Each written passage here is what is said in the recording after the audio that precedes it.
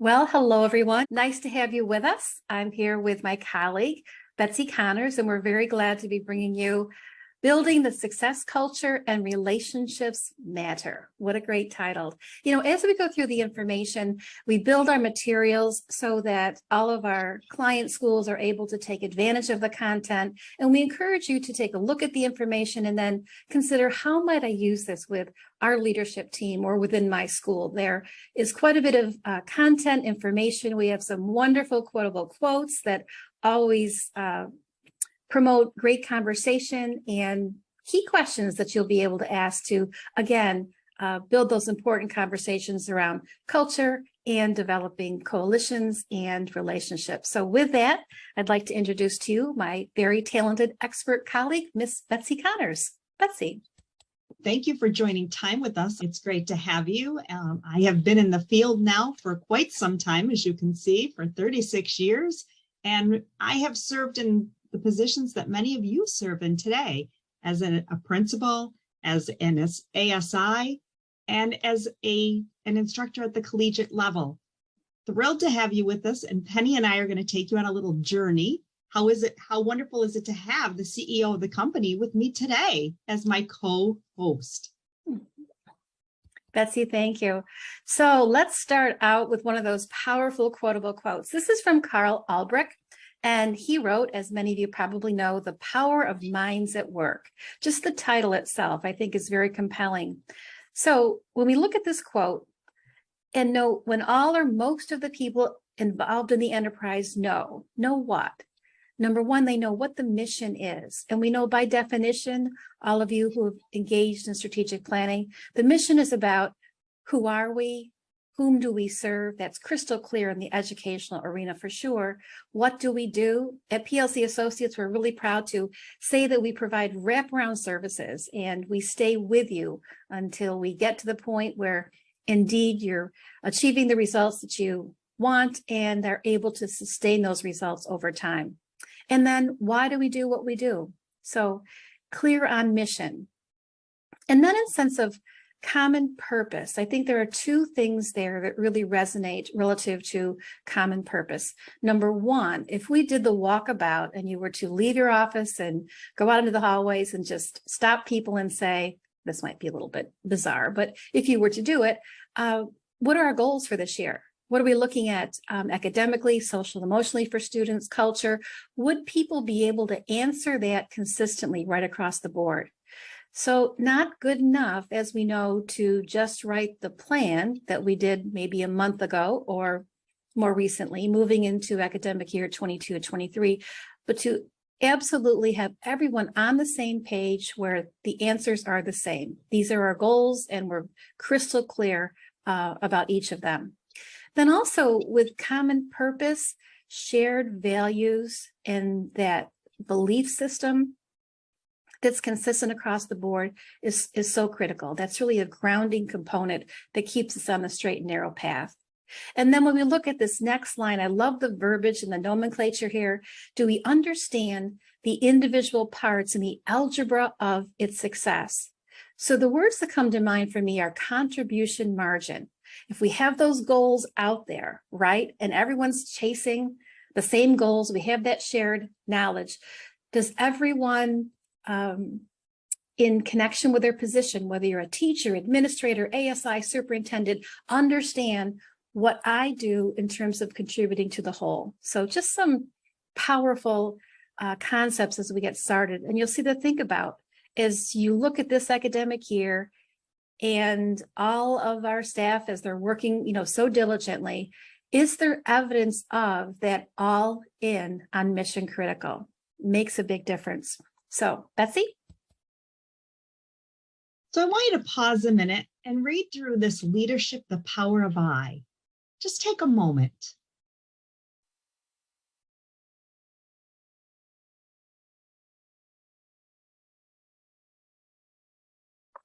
So what we'd like you to do right now is pick two. What are your two favorites that move us towards increasing our leadership efficacy now? As you're reading through this, what are your two? Penny, what are you thinking as you read through this? Well, it's interesting. We did the session this morning and my two are still my two. So I haven't changed my mind since then. But I'm thinking about, the third one down, do more than belong, I will participate. So actively engage, whether I'm facilitating or I'm in a group where someone else is facilitating, to really kind of lead the way and be all in by being more than present, but an active participant. And hopefully that helps, other people to kind of come on board so that we do have that free and open sharing. And the other piece, I feel so responsible in my position here at PLC and with Scaleris Learning to inspire. It's one thing to provide information, talk about various projects, talk about school structures and systems, but in addition to that, delivering it, I guess it's the delivery model, right? In such a way that people feel like they want to go on that journey with you. So those are my two. How about you, Bets? Mine is the same with inspire, because I will do more than teach. I will inspire everyone that I interact with, no matter at what level of the organization, to want to do more and to really feel their work is valued. And then the other one that just resonates with me is I will serve, because we are in the service business. And one of the things that we want you to do while you're on here today, we're going to be sending you this PowerPoint. We want you to use our materials. We want you to walk away and say, wow, that resonated with me. I could use that tomorrow at my faculty meeting. That's what we do at PLC. We're your thought partners in the field, because we want to help you be the best version of yourself that you can be. This is one of my favorites. I've used this one for multiple years now, because when the principal sneezes or the superintendent sneezes, the entire district or the entire school catches a cold, right? Our impact is significant. I have the privilege of teaching new leaders, right? And I talk to them about how you come across to people is how you're going to set the tone for the day, the week, and the year. So we can never underestimate that whatever we're doing, people are reading it and they're taking their energy from us and how we approach it. And we're going to talk more about this, because you want to lead from that front. You want to be there to celebrate with them every step of the way. And Betsy, I have a really good example of this leading from the front. We recently were at the NISCUS state conference with superintendents and other members of the organization. I can name the district because it's public information. It's Smithtown on the island. And we all know that's not the Caribbean. That would be Long Island. Different weather altogether.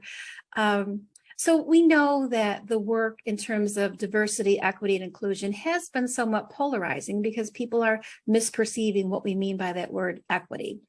So what Smithtown did was to take a very bold stance and leading from the front, incredibly courageous.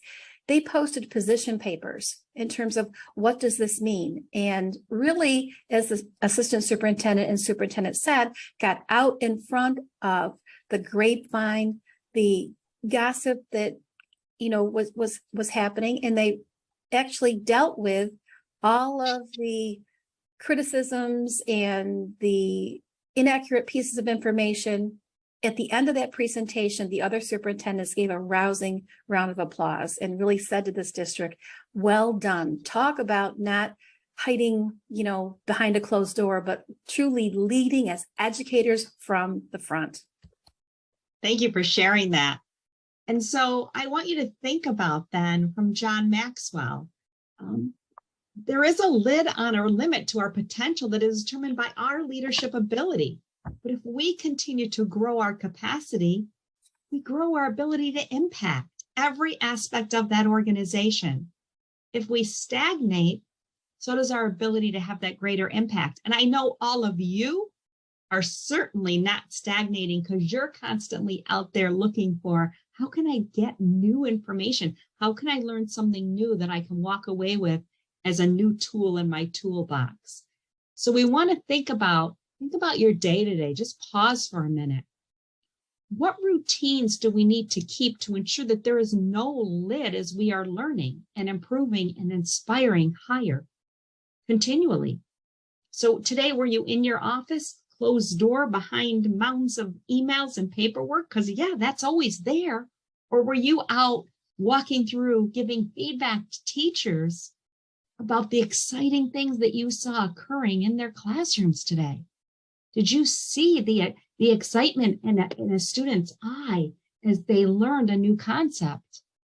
Because that's what we're in the business of, right? We're in the business of then being a cheerleader and saying, wow, that was an outstanding lesson because I saw the way that you integrated higher order questioning into everything that you did. You asked your students to synthesize and analyze. You didn't just ask them to regurgitate knowledge. Mm-hmm. Kudos.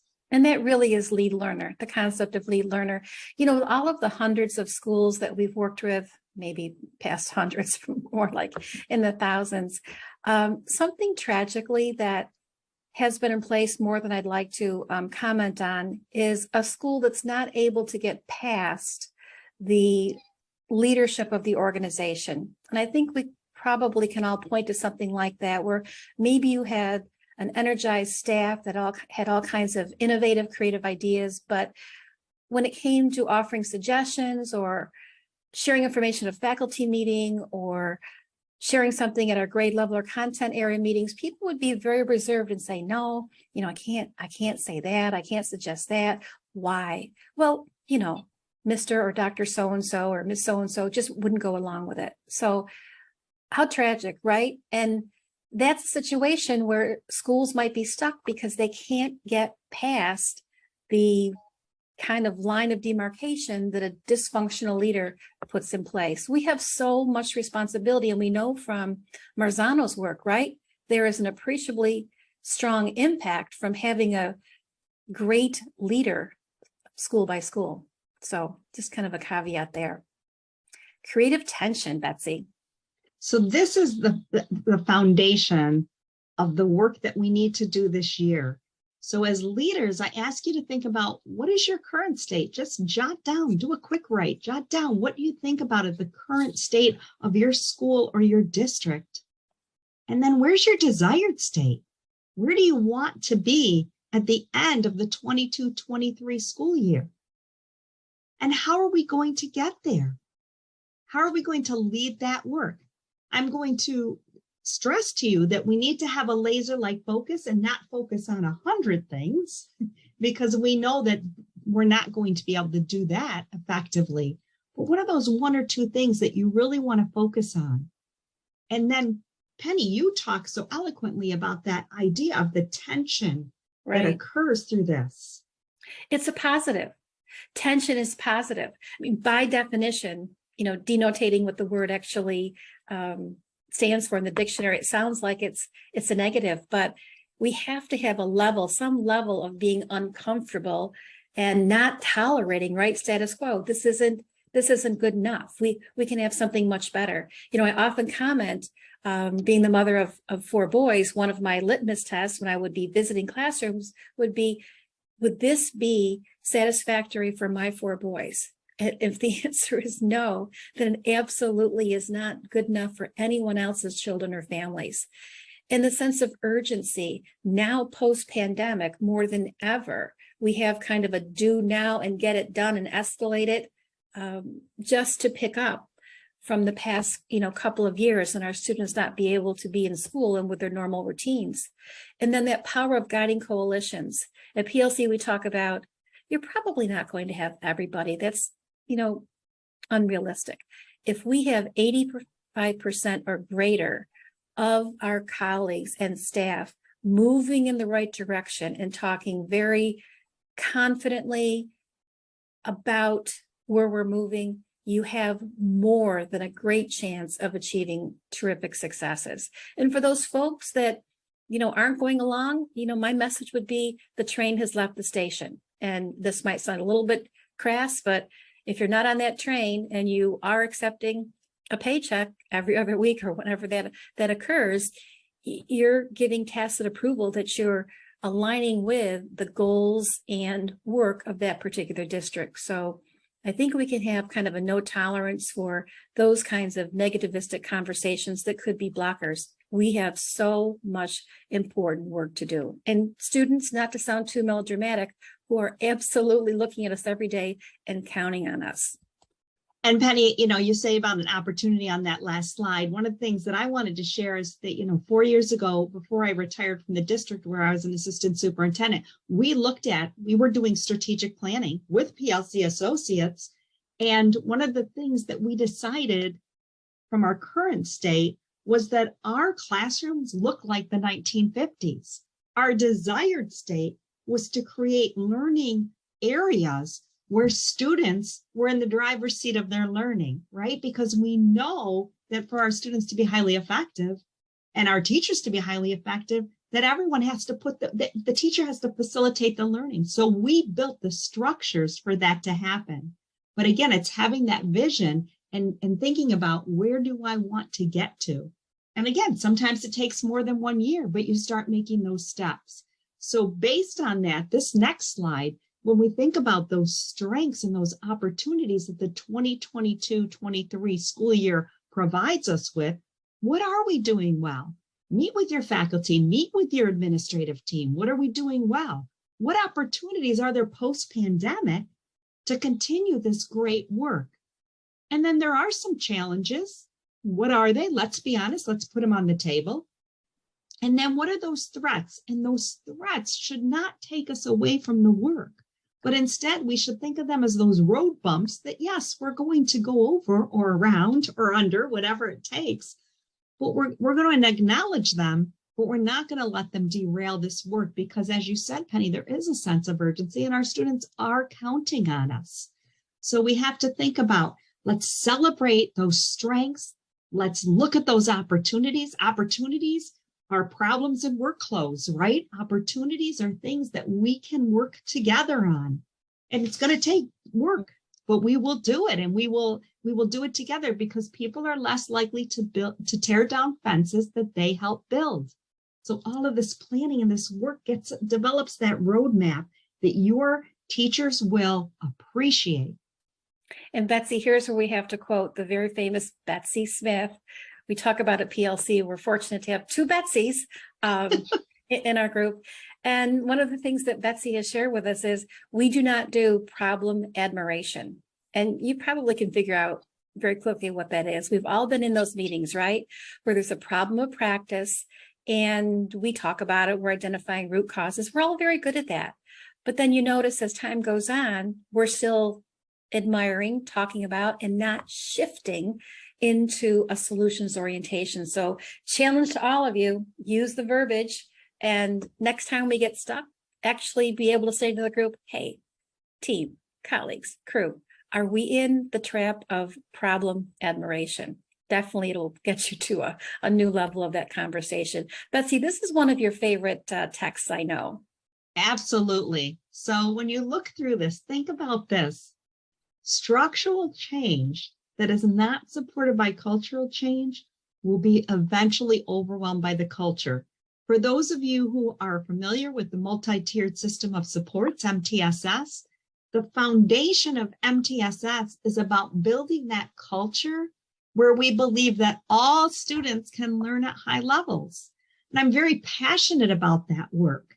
And what I want you to be thinking of is, how do we build those collaborative teams that can come together and talk about student learning, and they're actually collaborating and not collaborating, right? Because that's what we're trying to get to. We're trying to get to people working together and a team to build a culture where we believe that, yes, indeed, all of our students can be successful.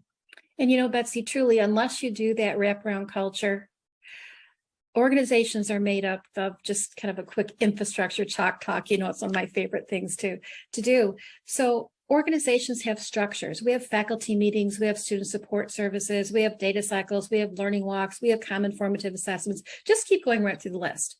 So think about, if those are the structures or the building blocks of the organization, within those structures, done right, if we're going to have a high-performing school or district, we perfect the practices. So take data cycles, for example. We make sure we bring the information full circle, act upon it, plan interventions, and continue that whole kind of cadence. So the point here is, if we have those things in place and the culture is not there as a sustaining kind of foundation and wrap around those items, Schleckley and other researchers talk about it, and we see it empirically in our schools, will fall away. They can't sustain.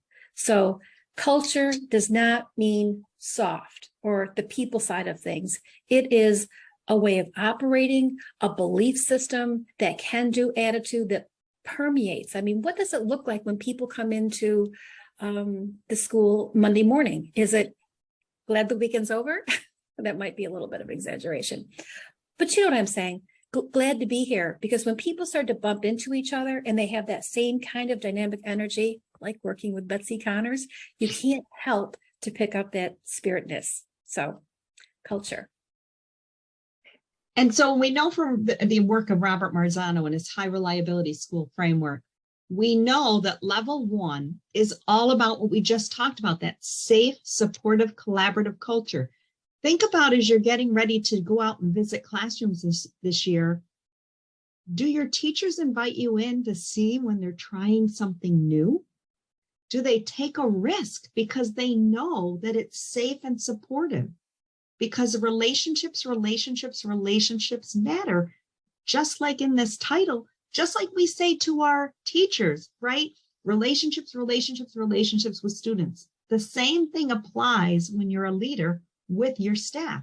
And as Penny said, that doesn't mean you're soft. It doesn't mean, but it means we value everyone that's a part of that organization. And so when you build that safe, supportive, collaborative culture, you provide that foundational work that everybody's an equal on the team and that we're all learning together. And then with Marzano's work, you're working on level 2 and level 3 simultaneously, where you're looking at effective teaching in every room, and you're developing that conversation where teachers come together and say, wow, I noticed that you are rocking it on your assessments with X, Y, and Z. I'm not doing that well. Can I come in and see what you're doing? Can we have a conversation? And then we can have a conversation about what is that guaranteed and viable curriculum. But that's for a whole nother day. You know, it's interesting as you're going through this, Betsy. Oh, Betty, I just changed your name. How do you like Betty? We do have fun here. It's okay. Obligatory fun is part of it. As new associates come on board here, there's no such thing as the new kid on the block or the lowest person on the totem pole. The minute they enter in, you've already earned your credibility stripes. And there's so much respect. You fold into this wonderful collegial culture.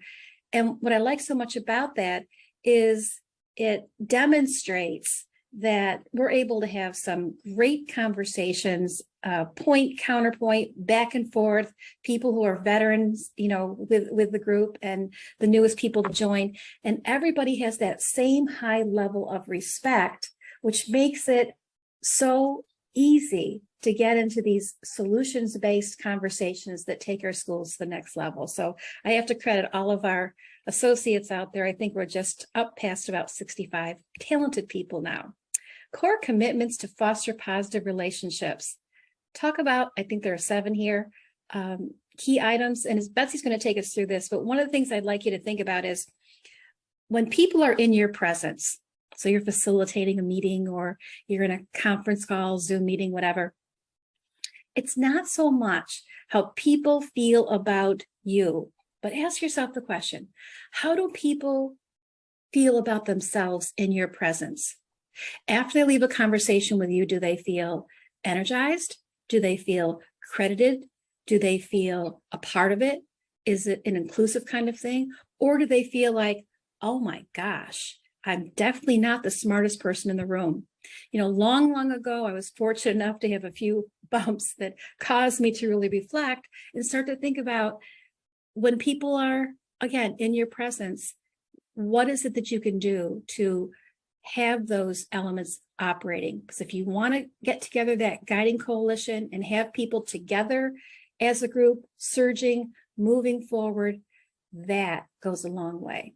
Betsy? So as you're reading through these and building upon what Penny just talked about, I want you to think about transparency is so important, right? You can't give too much information. You want to share with people the why behind the work we're doing and the steps we're going to take to get there. And if you have a misstep along the way, don't don't hesitate to say, you know what, I need to rethink that. Or, you came into my office with this idea, and you know what, maybe I wasn't looking at that through the right lens. Listen to others, really actively listen. Are you hearing what they're saying? Have you put your phone away? Because that ties into be present as well. People want to be heard. They want to be listened to, whether it's a parent, a student, a staff member, it doesn't matter, a community member. They just want to be heard. So take the time to let them be heard. Welcome feedback, right? If there's something that I said or did, come and talk to me about it. Make sure you build that trust where, as Penny said, you're not only not the smartest person in the room, but you're also not just it's my way or the highway. You're really asking people to say, how did that go for you? How did that work? There was a principal I worked with who would use an I wonder at the end of every staff meeting. And at the end of every staff meeting, teachers would leave an I wonder. And then she would take them and publish them with the answers. And in the beginning, it started out kind of as a joke, but as time went on, it became part of their culture. And people knew they could put out anything into their I wonder, and the principal would address it. Give credit, right? When things are going great, boy, you are all doing a phenomenal job. And when things are going not so well, I really made a mistake, or the buck stops with me. And celebrate those successes. In education enough, we do not celebrate the great work that we're doing. Great caveats there. We have a couple more slides. We have 3 minutes to go. So in terms of establishing this great success culture, critically important that we do have data that we use to create a baseline, and then of course set goals with, and then monitor and report progress. Nothing revs up an educational community more than being able to report out, whether it's to full faculty or at a board meeting. We put these strategies in place. This is the resource allocation that we provided, and look what happens longitudinally. Here you have some real results from one of our districts that many districts that went through the school performance scan, and asking some really critical questions. If you take a look at number 11, school leaders frequently visit classrooms conducting informal walkthroughs. So they moved it up to 95.2% and are on that trajectory. So this gives us, a measurement of culture. And culture isn't something that's mysterious or ethereal. We actually can identify certain benchmarks across the board that will give us knowledge of moving in the right direction. Same too with students. Better to know, right? As we're looking at students indicating whether or not teachers offer questions that make them think, or they feel comfortable asking questions in class, teachers present information in a way that I understand. Once you have this database, points of entry. We've all been through sit and get professional development for far too long. We don't even call it professional development. I mean, raise your hand if you'd like to be professionally developed. Not me. I think that disrespects our professional credentials rather. But knowing, what's in place here allows us to, instead of one size fits all professional learning, we're able to target exactly to the needs that teachers are identifying. And no longer do we have individuals who are saying, that was just not great. It's can't wait for the next session. Why? Because that's relevant, it's meaningful, and it's what people are asking for. So we'll end on this slide. Betsy. So as you're thinking about the culture of your building or your district, there are messages that students should receive from every adult, but also that our adults right now, post-pandemic, need to hear as well. And I hope you'll write these down, or as I said, we're going to send this to you. But everywhere it needs to be posted and shouted from the mountaintops. What we're doing here is important. You can do it. And my absolute favorite, I am not going to give up on you, even if you want to give up on yourself. Right now, we have staff, we have students, we have parents who want to give up. It's our obligation to give them that support and the structures and systems through a problem-solving culture that says, we're going to be with you every step of the way. And I hope as you reflect on this tonight, that you'll think about, how can I get those messages to everyone in our organization? And it's true, Betsy, isn't it, that this is great for students? I mean, wouldn't it be wonderful if this is a school mantra?